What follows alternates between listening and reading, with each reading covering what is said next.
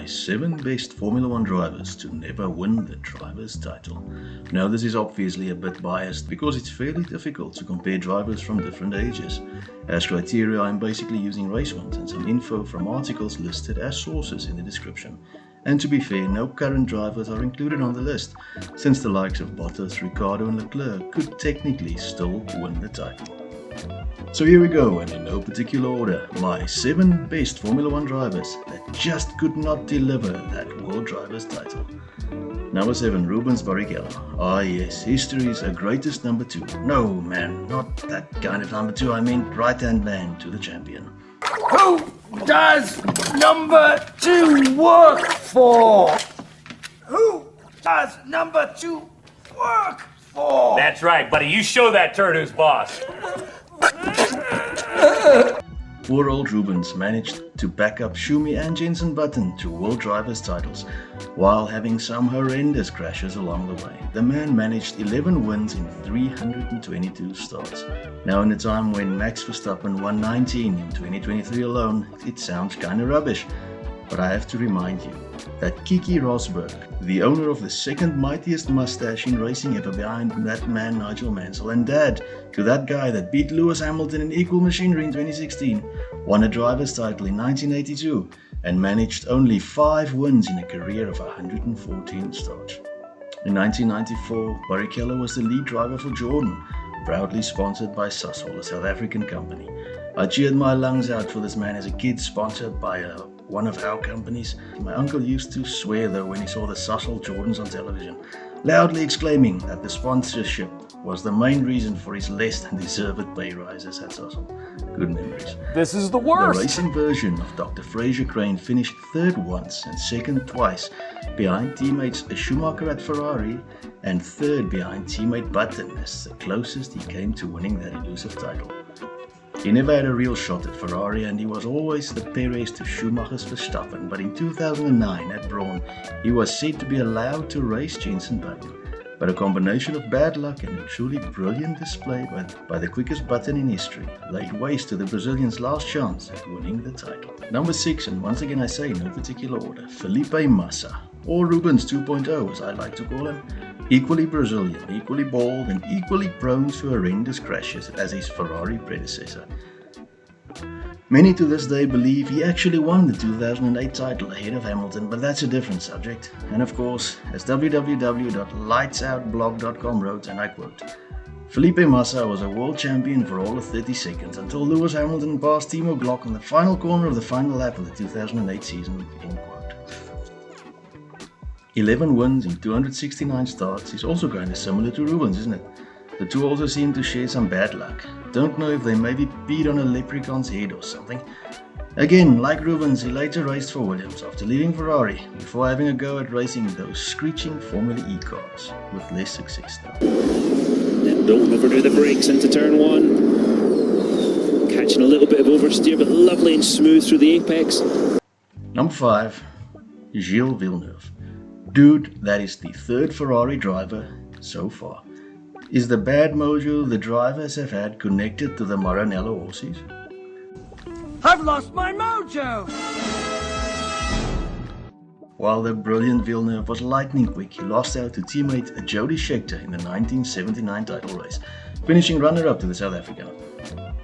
Did I say South African?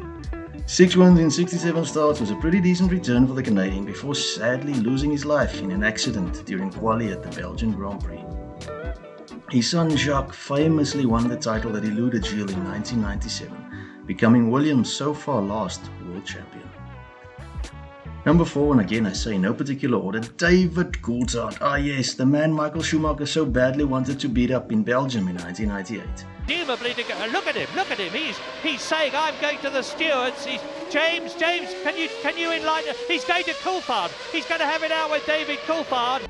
13 wins in 246 starts is a decent return for the Scot, but the best finish he had in the title race was 2nd for McLaren behind Schumi in 2001. He also finished 3rd in the Drivers' Championship an incredible 4 times. Many forget, but Coulthard was very highly rated as a youngster, being the man chosen by Frank Williams to replace the Ayrton Senna after the Brazilian's tragic death in 1994. While things didn't really pan out at Williams, the man with the jaws that could make him a Bond villain was brilliant at McLaren, helping teammate Hakkinen to the 2 drivers' titles and constructors' titles at Williams and at McLaren, before joining Red Bull and helping the then noobs establish themselves in the sport. He's still seen around the paddock today, and he still does the odd PR thing for Red Bull. Not sure what his role is there. Third, Carlos Reutemann. Bite me, guess what? Another guy who drove for Ferrari, and he did the Williams thing too. The Argentine finished 3rd in the title race 3 times with 3 different teams: Brabham, Ferrari and Williams. Quoting a www.gpblog.com, in 1981 he entered the final race in Las Vegas with a 1-point lead over Nelson Piquet, but finished behind the Brazilian, missing out on the world title by 1 point. End quote. In 1992 he was at Williams, but retired from Formula 1 due, it is said, to tensions from the Falklands War between Britain and Argentina. His teammate Keke Rosberg won the title that year.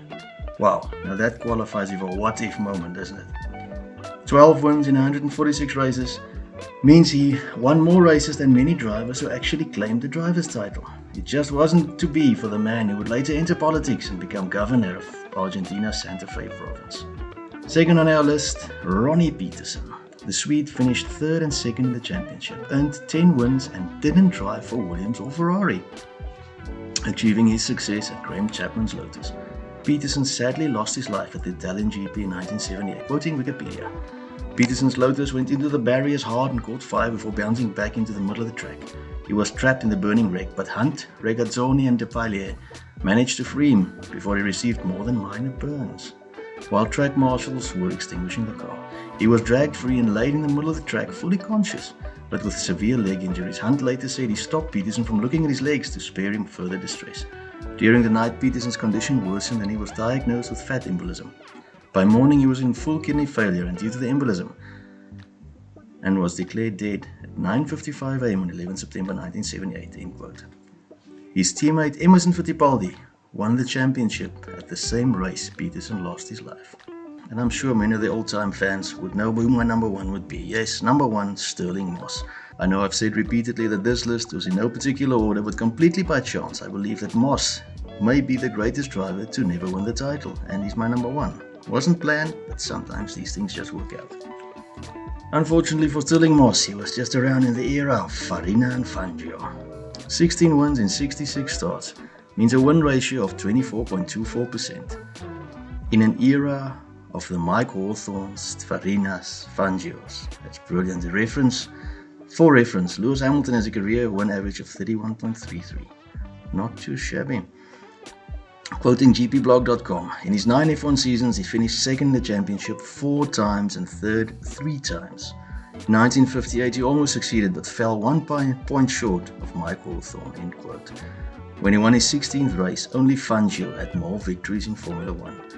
His F1 career ended after a bad crash which left him in a coma for a month. Although officially retired and fortunate to be alive, the Brit still raced on and off, racing in the British Saloon Car Championship in 1980 and 1981 at age 51. He was teammates with a young Martin Brundle. Once again, quoting Wikipedia, on 9 June 2011, during qualifying for the Le Mans Legends race, Moss announced on Radio Le Mans that he had finally retired from racing, saying that he had scared himself that afternoon. He was 81, end quote. And that, dear people, is my list of best drivers to never have won a Formula 1 driver's title. Did I miss someone? Please hit me up in the comments with your opinions. Hope you enjoyed the video, and if you did, please smash that sub button, share the video and check out the channel. There are a few playlists out there which I have to say are kinda interesting. If you didn't enjoy the video, well, you've watched it anyway, so obviously you enjoy causing yourself pain. So cause yourself some more by subscribing and suffering through new stuff every single week. Thanks for watching, God bless and goodbye.